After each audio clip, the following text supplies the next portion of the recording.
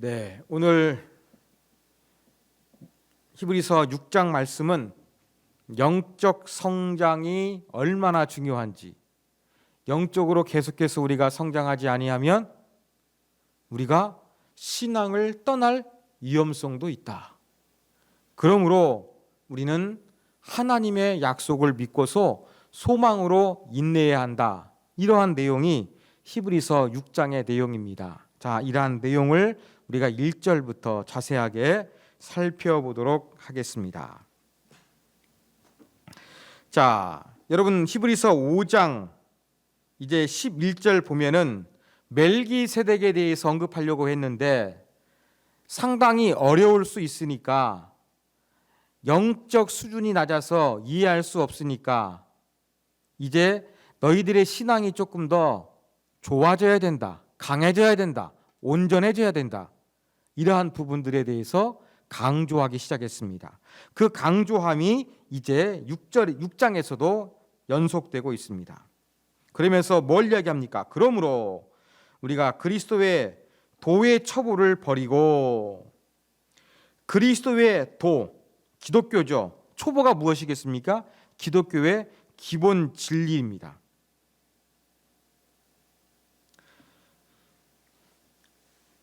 이제는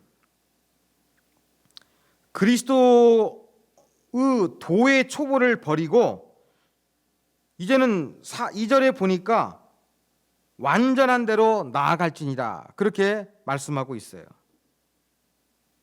그러면 그리스도 도의 초보, 어떤 것도 있을까?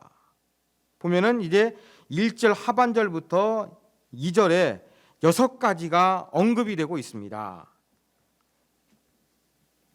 6가지가 언급이 되고 있는데 조금 어렵게 보이죠? 자, 죽은 행실을 회개함, 회개가 강조되고 있어요. 그다음에 하나님께 대한 신앙, 회개와 믿음입니다.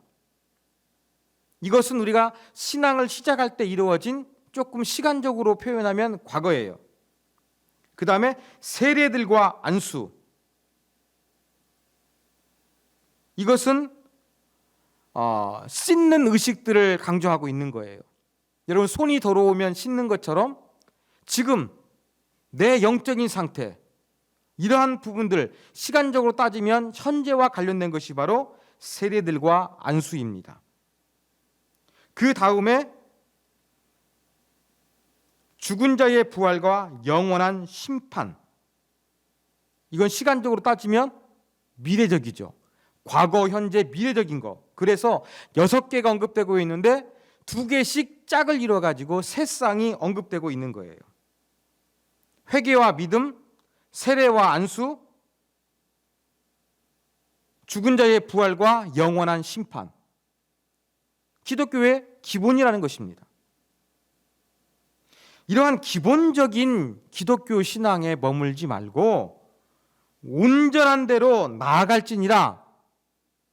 예수 그리스도가 장성한 분량이시잖아요. 머리이시잖아요. 그러니까 바로 예수 그리스도를 닮을 때까지 영적으로 성장해야 된다, 이것을 강조하고 있습니다. 그런데 여기에서 기독교의 기본 진리로 소개하고 있는 6가지가 조금 특이한 점이 있습니다. 이것은 1세기 유대교에서도 상당히 중요했던 것들인데 그대로 이제 그 기독교에서도 중요하게 언급되고 있다는 것입니다. 교훈의 털을 다시 닦지 말고 기초를 다시 점검해서 다시 이것만 공부해야 되는, 복습해야 되는 이러한 수준에 머물지 말고 완전한 대로 예수님을 본받는 영적 성장으로 나아가라, 이렇게 말씀하고 있습니다. 그런데 이것이 어떻게 가능하느냐? 3절 보시면 하나님이 허락하시면 우리가 이것을 하리라, 이렇게 말씀하고 있어요. 완전한 대로 나아가래요. 신앙이 강해지래요.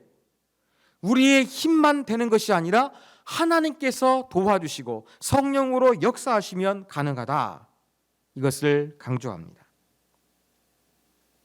자, 그러면서 이제 4절, 여러분 우리말 성경에 보면은 원문에 빠져 있는 게 있습니다. 왜냐하면, 이 왜냐하면으로 시작합니다. 자, 기독교의 기본 진리를 버리고 조금 장성한 신앙으로 성장해야 된다, 이걸 강조했어요. 왜냐하면 그 이유가 이제 4절 이하에 기록되고 있는 거예요. 자, 그런데 한 번 빛을 받고 하늘의 은사를 맛보고 성령에 참여한 바 되고 하나님의 선한 말씀과 내세의 능력을 맛보고, 빛, 진리죠. 하늘의 은사, 하나님께로부터 온 것이죠. 성령, 우리 안에 계신 우리의 어떠한 하나님의 역사하심이죠. 하나님의 말씀과 내세의 능력, 뭔가 기독교 신앙을 깊이 체험한 걸 이야기하고 있는 거예요.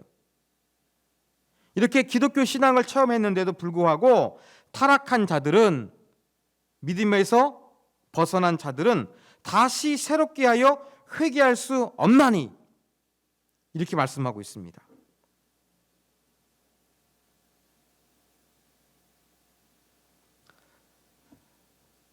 자, 지금 4절부터 5절 여러 가지 언급되고 있는데, 특별히 빛, 이것은 성경학자들은 교리 문답을 교육하는 걸 의미한다, 그렇게 해석을 합니다.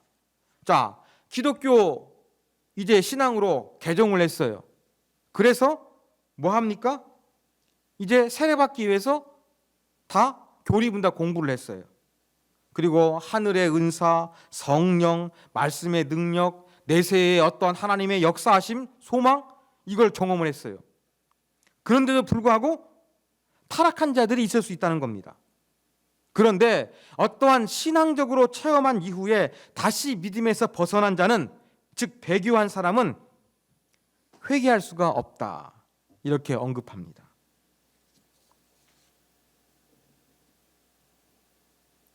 실제적이고 개인적인 체험이 분명히 있음에도 불구하고 믿음을 가지고 있다가 믿음을 저버리게 되면 다시 구원받을 기회가 없는 것처럼 히브리서 설교자는 그렇게 강하게 권하고 있습니다.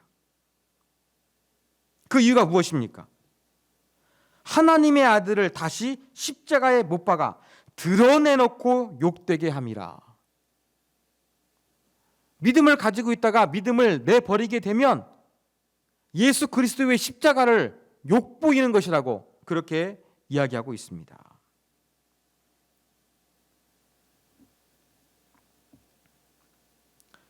자, 여러분, 이 구절이 신학자들이 정말로 어렵게 생각하는 구절입니다. 여러분이 신앙생활을 하면서 구원의 확신이 있습니까, 없습니까? 이런 질문 많이 받아보셨죠? 한번 내가 하나님의 자녀가 되면은 내가 하나님의 자녀가 된 것을 빼앗아 갈 것이 없어요. 특히 바울의 서신, 로마서 같은 서신을 보면은 아무도 흔들 수 없는 이 확실한 구원을 강조하고 있어요. 한번 우리가 하나님의 자녀가 되었으면 바뀔 수가 없는 거예요. 하나님이 우리를 한번 자녀 삼아 주셨으면 사탄이 우리를 빼앗아갈 수 없고 하나님으로부터 분리할 수 없다, 그렇게 사도 바울은 강조하고 있습니다. 그런데 6절 말씀은 반대죠. 어떠한 신앙적인 경험이 있음에도 불구하고 타락해서 배교한다는 거예요. 그리고 이 사람은 절대 다시는 구원받지 못한다, 이걸 강조하고 있는 거예요. 여러분, 두 개가 충돌하고 있지 않습니까?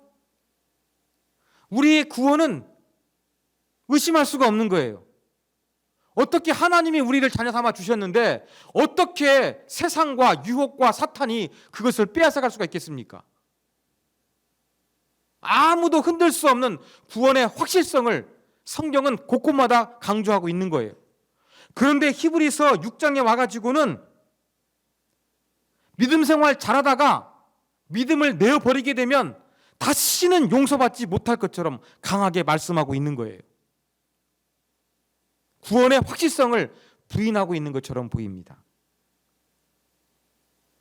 우리가 어떻게 이 말씀 이해해야 되겠습니까? 자, 우리는 세 가지를 통해서 이 본문을 이해해야 됩니다. 첫 번째, 히브리서 6장의 문맥의 흐름 속에서 이 말씀을 이해해야 됩니다. 여러분 9절 보십시오. 사랑하는 자들아, 우리가 이같이 말하나 너희에게는 이보다 더 좋은 것, 곧 구원에 속한 것이 있음을 확신하노라.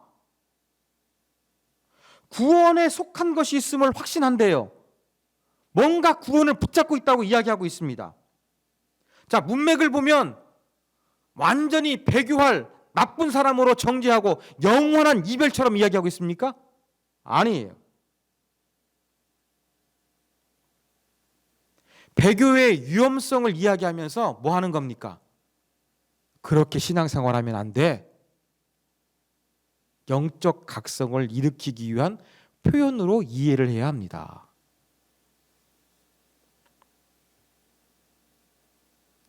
이 구절을 오해하시면 안 됩니다. 정말로 배교의 가능성이 있어서 이 이야기를 하는 것이 아니라 구원을 확신할 수 있는 요소가 있는 거예요. 그런데 더욱더 온전한 신앙이 되기 위해서 어떻게 합니까? 너 까불면 죽어? 우리가 이렇게 말하는 것처럼 너 여기에서 영적으로 깨어있지 않으면 너 배교가 돼서 영영 하나님으로부터 떨어질지도 몰라. 이렇게 말하는 것이 히브리서의 의도라는 것을 우리가 기억해야 되겠습니다. 자, 문맥 속에서 이해하면 됩니다. 자, 두 번째입니다. 자, 6절은요, 목회적인 관점에서 나온 거예요. 제가 히브리서를 지금 강의하면서 저자라고 하지 않고 설교자라고 합니다. 전통적으로 히브리서를 지금 서신서로 분류하고 있는데 최근에 의하면 거의 설교에 가깝다고 이야기합니다. 자, 히브리서 설교자는 목회적인 관점에서 6절 말씀을 이야기하고 있는 거예요. 많은 그리스도인들을 접해봤습니다. 그래서 자기가 경험했던 슬픈 성도들의 이야기를 언급하고 있는 거예요. 교회 많은 이 성도들 중에는 잘 믿는 사람도 있었는데 그 중에 어떤 사람은 믿음을 저버리고 세상으로 나아가 버렸어요. 예수 그리스도의 그 구원을 부정해 버렸어요. 이러한 슬픈 이야기를 다시 한번 지금 이야기하고 있는 거예요. 같이 한 이 교회를 이루면서 신앙생활을 했는데 그 믿음의 자리에서 교회당 문을 열고 뛰쳐나가 버린 사람은 이 히브리서 설교자의 경험으로 볼 때 다시 돌아오지 않은 경험이 많았나 봅니다.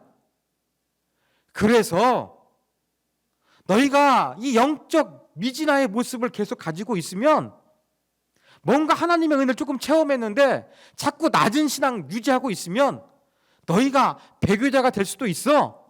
내가 목회하면서 이런 사람 많이 봤어. 이런 걸 이야기하면서 그렇지 말아야 된다고 강하게 권면을 하고 있는 말씀으로 받아들이시면 됩니다. 자, 세 번째. 이 상충하는 것처럼 보이는 이 구원의 확실성과 믿는 자가 배교할 수 있는 가능성을 언급하고 있는 이 두 구절이 상충하고 있어요. 이거 어떻게 이해할 것인가? 세 번째, 다양한 신학적인 관점이 필요하다고 여러분 이해하시면 됩니다. 여러분, 그 예정 교리 왜 나왔겠습니까? 예정 교리는요, 우리가 뭔가 믿음이 좋은데 여러분 막 정말 집안에 힘든 일이 생겨요. 여러분의 미래가 보이지 않아요.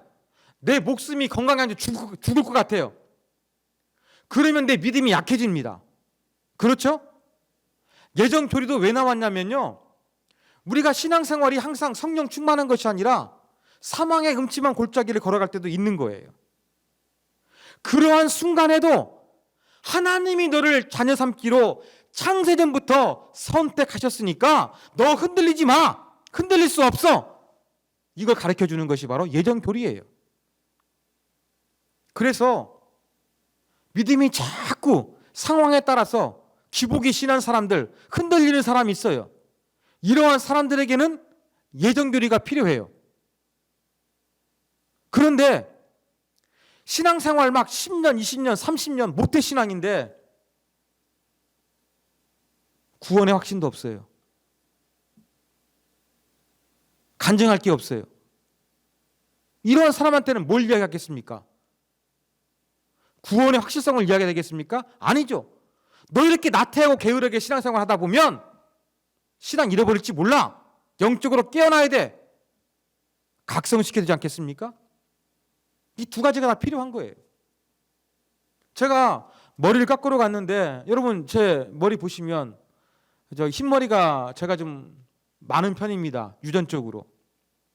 다행인 것은 제가 이 흰머리가 골고루 나가지고 참 많은 성도분들이 그래도 흰머리가 났지만 멋있게 났다고 그렇게 말씀을 해주셨어요. 여러분 그게 보이시죠? 근데 제가 머리를 깎으러 갔는데 그 이발소 아저씨는, 그 사장님은 그러더라고요. 저 머리 아래쪽을 보면은 이쪽은 검은 머리가 많대요. 여러분 제 모습을 앞에서만 보시니까 흰머리가 골고루 난 것처럼 보이지만 제 뒷모습을 자세히 보시면 이 뒤통수 아래쪽에는 검은 머리가 많나 봅니다. 사람이 어떠한 각도에서 보느냐에 따라서 달라지는 거예요.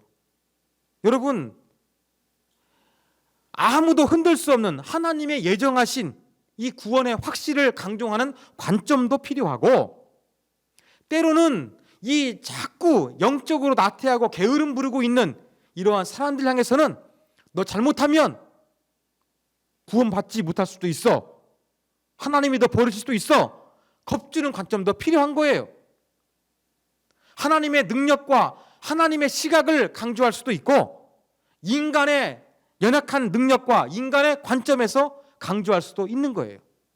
그래서 여러분 이 예정 교리와 같은 구원의 확실성도 필요하고, 신학적으로 또 어떤 사람에게는 이렇게 배교의 위험성을 통해서 영적으로 각성시키는 이러한 말씀도 필요하다는 것을 여러분들이 균형 있게 받아들이셨으면 좋겠습니다. 자, 그래서 이 구원의 확실과 반대되는 것처럼 보이는 6절 말씀을 잘 문맥 속에서, 또 저자의 목회적인 관점 속에서, 신학적인 다양함 속에서 이해하시라, 제가 이렇게 말씀을 드렸습니다. 이렇게 말씀을 드렸는데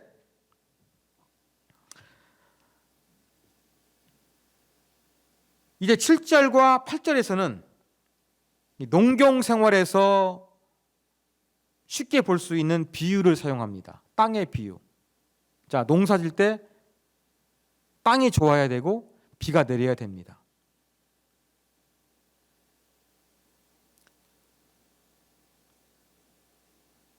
비를 받는 땅이 이제 어떤 땅에서는 똑같이 비를 이제 받게 되는데, 어떤 땅에서는 아주 사람들에게 유용한 채소 열매를 맺고, 어떤 땅에서는 해로운 가시와 엉겅퀴를 맺습니다. 채소는 귀하게 사용되지만 가시와 엉겅퀴는 땔감으로 불태워버리고 끝이 나버립니다. 하나님의 모든 은혜가 동일하게 임한데 우리가 어떻게 살 것인가? 배교하게 되면 쓸모없는 이 가시와 엉겅퀴 불태워버리는 것처럼 영원한 하나님의 심판에 이를 수 있다. 이제 7절과 8절에서는 다시 한번 이것을 통해서 경고합니다. 이제 9절 살펴보겠습니다. 근데 9절에 가서는 분위기가 확 달라집니다. 어떤 말로 시작합니까? 사랑하는 자들아, 이렇게 부르고 있어요. 자, 지금까지 주의를 촉구하면서 잘못된 길로 가면 안 된다. 경고했어요. 영적으로 각성할 것을 촉구했어요. 그런데 9절 이후부터는 이제는 어떻게 하느냐?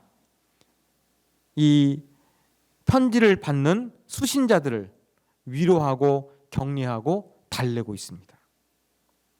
사랑하는 자들아, 우리가 이렇게 지금 너희에게 조금 각성하라고 무섭게 말하고 있지만 너희에게 좋은 것, 구원에 속한 것이 있음을 확신한다. 이렇게 표현하고 있습니다. 좀 구원에 대한 표현이 특이하지요? 구원을 확신하는 것이 아니라 구원에 속한 것이 있다는 거예요. 완전한 구원이 아니라 구원을 뭔가 붙잡고 있는 부분적인 것은 있다는 말씀인 것입니다. 아직 온전한 구원은 아니라는 거예요. 영적 성장하지 아니하면 배교자가 될 수도 있어. 하나님께 버림받을 수도 있어. 영원한 불에 심판받을 수 있어. 이렇게 경고했지만 그래도 너희들을 보면 구원의 흔적이, 구원을 확신할 수 있는 모습이 있다. 이것을 이제하면서 위로합니다. 10절, 하나님은 불의하지 아니하사 너희 행위와 그의 이름을 위하여 나타낸 사랑으로 이미 성도를 섬긴 것과 이제도 섬기고 있는 것을 잊어버리지 아니하시느니라. 10절에서는 지금 편지를 받고 있는 사람들이 성도들을 과거에 사랑했다는 거예요.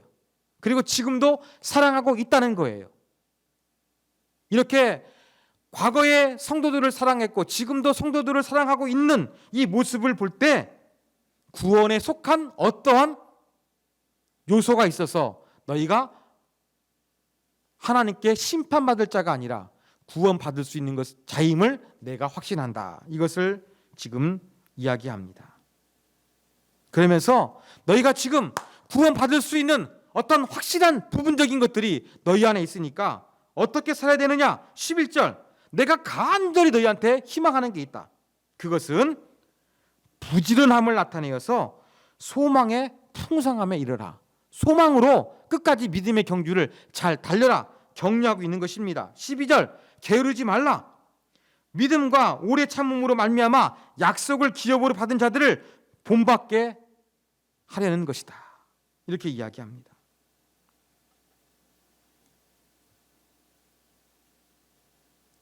자, 구원받을 만한, 또 하나님께서 인정해 주실 만한 이 성도를 사랑하는 아름다운 모습이 있으니까 너희가 여기에서 더욱더 소망이 충만해지고 게으르지 아니하고 또 인내하면서 그 하나님의 약속을 받았던 그러한 사람을 모델 삼아서 너희들도 믿음의 경주를 열심히 해라.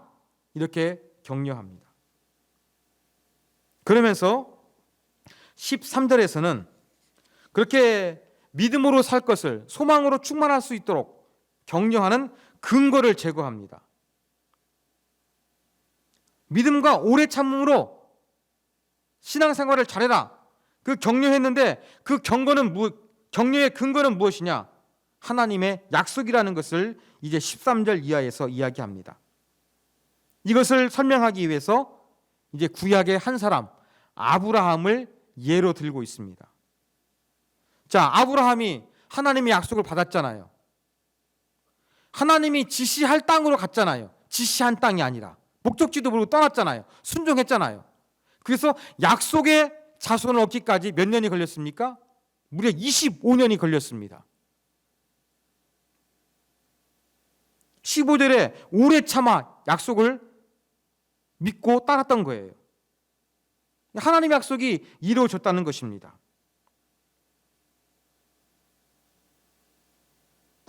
이렇게 아브라함이 하나님께서 말씀하신 것을 확실히 믿고서 믿음으로 인내할 때 하나님의 약속이 반드시 이루어졌다. 그런데 그 하나님 어떤 분이냐? 이것을 이야기합니다. 하나님이 맹세했다는 거예요. 하나님보다 더 큰 존재가 없잖아요. 그러니까 하나님께서 가장 크시기 때문에 하나님의 이름으로 맹세했다. 맹세 왜 합니까? 나의 진실성, 확실성을 나타낼 때 사용하는 것이 맹세입니다. 하나님께서도 반드시 약속을 지킨다라는 그러한 인간의 맹세를 아시기 때문에 하나님께서 맹세하셨다. 이 표현을 쓰고 있는 것입니다. 그리고 18절, 하나님은 어떤 분이에요? 거짓말 하실 수 있는 분이 아니에요. 거짓말을 못하신 분이세요. 하나님이 맹세하셨고 하나님은 거짓말을 못하신 분이라는 이 두 가지 사실에 의해서 하나님의 약속은 확실하다. 아브라함을 모델로 삼아 너희도 믿음으로 소망을 가지고 끝까지 인내해라. 이렇게 격려하고 있습니다. 19절, 우리가 이 소망을 가지고 있는 것은 영혼의 닷 같아서 튼튼하고 견고하여 휘장 안으로 들어가나니, 여기서 휘장은 바로 지성소 들어가는 것을 의미하죠. 그런 것처럼 우리가 들어가야 될 영원한 하늘 성소, 하나님의 나라, 천국을 가리키는 것입니다. 이 소망을 잘 지키고 있으면 우리의 영혼을 이끌어 주셔서 마침내 하늘 성소에 들어가게 될 것이라고 이제 소망을 불어넣습니다. 휘장에 들어가는데 20절, 누가 선구자가 되어주셨느냐? 예수님께서 멜기세덱의 반차 계열을 따라서 대제사장이 되어서 그 길을 먼저 가셨다고 이야기합니다. 자, 그리로 앞서 가신이라는 단어가 있는데 그리스 원어는요, 선발대, 선구자라는 그런 의미가 있습니다.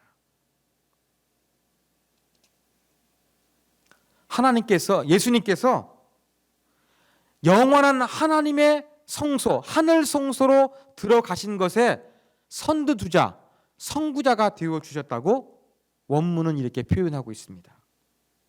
그렇기 때문에 이 예수님의 곁을 우리도 따라서 이제 천국에 갈 수 있는 이 소망을 가지고 살아야 한다. 이렇게 격려하는 내용으로 히브리서 6장이 끝나고 있습니다. 자, 이제 우리가 6장을 통해서 배울 수 있는 교훈 몇 가지 살펴보도록 하겠습니다. 첫 번째 교훈입니다. 사랑하는 여러분, 우리가 구원에 대해서 다시 한번 생각해 보기를 원합니다.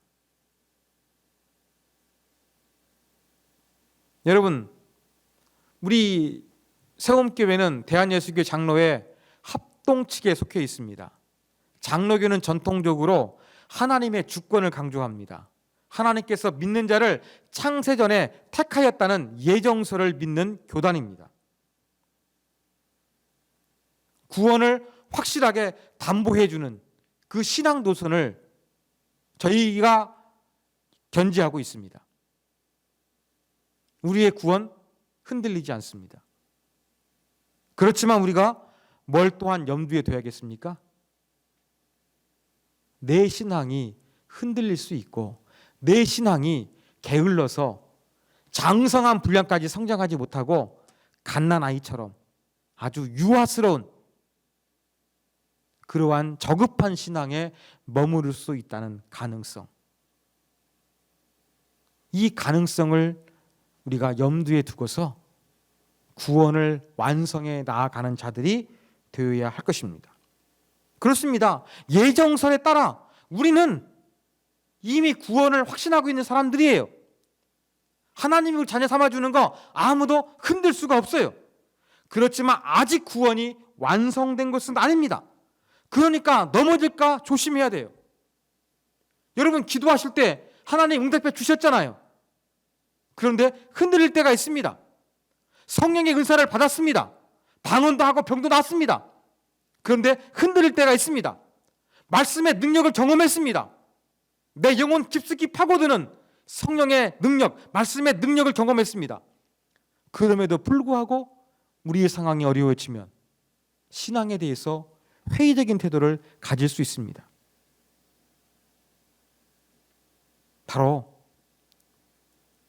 우리의 구원이 최종적으로 완성되지 않았기 때문에 자칫 잘못하면 내 구원이 확실하지만 잘못하면 넘어질 수 있고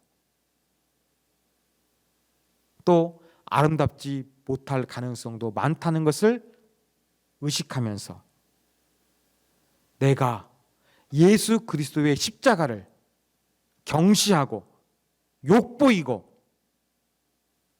멸시하는 그러한 태도를 갖지 않도록 우리는 다시 한번 우리의 신앙의 고삐를 단단히 조여야 할 것입니다. 자, 두 번째 교훈입니다. 여러분, 신앙의 교훈을 이루는 것이 상당히 중요합니다.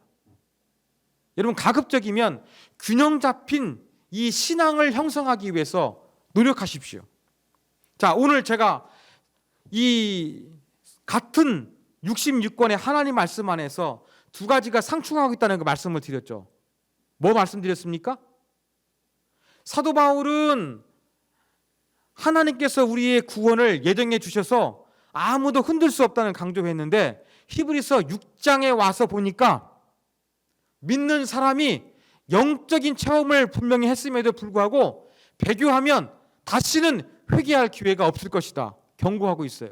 이 두 가지가 너무나 반대적이고 조화를 이룰 수가 없는 사실이에요. 그렇지만 하나님의 관점을 강조하느냐, 인간의 관점을 강조하느냐, 하나님의 능력을 강조하느냐, 인간의 연약함을 강조하느냐, 여기에 따라 가지고 달라질 수 있다고 말씀드렸죠. 여러분, 히브리서 6장에 보면은요, 상충되는 게 이것만 있는 게 아닙니다. 자, 여러분 한번 보십시오. 6장 2절 보십시오. 자, 도의 기초적인 것을 다시 닦지 말고 맨 마지막에 보면 완전한 대로 나아갈지니라 이렇게 말씀하고 있어요. 예수님 닮는 수준 높은 신앙으로 성장하라 이렇게 명령하고 있잖아요. 누가 하는 거예요? 이건 편지를 받는 인간들이 하는 거예요. 그런데 3절에 보면 뭐라고 이야기합니까? 하나님께서 허락하시면 우리가 이것을 하리라 이야기하고 있는 거예요. 인간의 힘으로 노력하라 강조하는 말씀도 있고 또 3절에서는 하나님이 도와주시지 않는다면 니네가 할 수 없어 이것을 이야기하고 있는 거예요. 이것도 반대적인 부분이지 않습니까? 여러분, 이렇게 이 성경 안에서는 다양한 표현들이 존재합니다. 하나님의 관점을 강조하느냐, 하나님의 능력을 강조하느냐, 인간의 관점과 인간의 무능함을 강조하느냐, 관점에 따라 달라집니다. 제 머리 균형 잡힌 것처럼 보이는 흰머리 있지만 뒤에는 검은 머리가 있대요. 앞에서도 보고 뒤에서도 봐야 제 진정한 머리를 여러분이 잘 제대로 이해하실 수가 있습니다. 여러분, 제 머리를 잘 파악하기 위해서는 앞에서, 뒤에서, 옆에서도 보셔야 되는 거예요. 우리가 균형 잡힌 신앙을 갖기 위해서는 뭐가 필요합니까? 조금 모순적인 것처럼 보입니다만 그래도 하나님의 말씀을 여러 각도에서 종합적으로 보는 관점이 필요합니다. 그런데 어떤 사람은요, 딱 한 가지 관점에 꽂히는 사람이 있습니다. 이단들은 잘못된 관점에 꽂히는 것이고요. 어떤 사람은 정통 신앙에서 벗어나진 않았는데 너무나 한쪽의 것만 강조하고 한쪽의 것만을 붙잡고 있는 사람이 있습니다. 이것은 균형 있는 신앙이 아닙니다. 오늘 히브리서 6장을 통해서 우리가 배워야 될 것은 우리의 신앙에 균형 감각을 키우셨으면 좋겠습니다. 성경은 모순 덩어리가 아니에요. 어떤 사람은 이렇게 예정설이 있고 뭐 믿는 사람이 다시 배교할 수 있다는 말이 나오니까 성경은 틀린 것이다 이렇게 말하는데 성경은 모순 덩어리가 아닙니다. 다양한 관점을 통해서 하나님의 말씀에 이 총체적인 진실을 드러내고 있는 것입니다. 그러므로 이 하나님 말씀을 깊이 보다 온전히 이해하기 위해서 여러분 균형 잡힌 신앙을 갖기 위해서 노력하십시오. 이것이 상당히 중요합니다. 자, 마지막 세 번째 교훈입니다. 세 번째 교훈은 우리의 기도 제목입니다. 그 히브리서 설교자가 지금 영적으로 성장하지 못해서 잘못하면 너희가 배교자가 될 수 있어. 그러니까 영적으로 깨어 있어야 돼. 이걸 경고했잖아요. 여기에서 우리의 교훈점을 하나 붙잡았으면 좋겠습니다. 사랑하는 여러분, 여러분 주위에 영적인 성장이 이루어지지 않아서 신앙의 울타리를 벗어날까 걱정되는 사람 있습니까? 이런 사람들을 위해서 우리가 기도했으면 좋겠습니다. 특별히 코로나 시국에 이러한 기도가 더 필요한 것 같습니다. 저희 교회도 뭔가 열심히 좀 하려고 했는데 코로나 때문에 계획된 것을 진행하지 못하고 있습니다. 많은 사람들이 코로나를 핑계대면서 신앙생활에 게을러지고 있습니다. 교회 가지 않는 것을 당연한 것처럼 여기고 있습니다. 왜요? 코로나 때문에 영적인 게으름을 피우고 있습니다.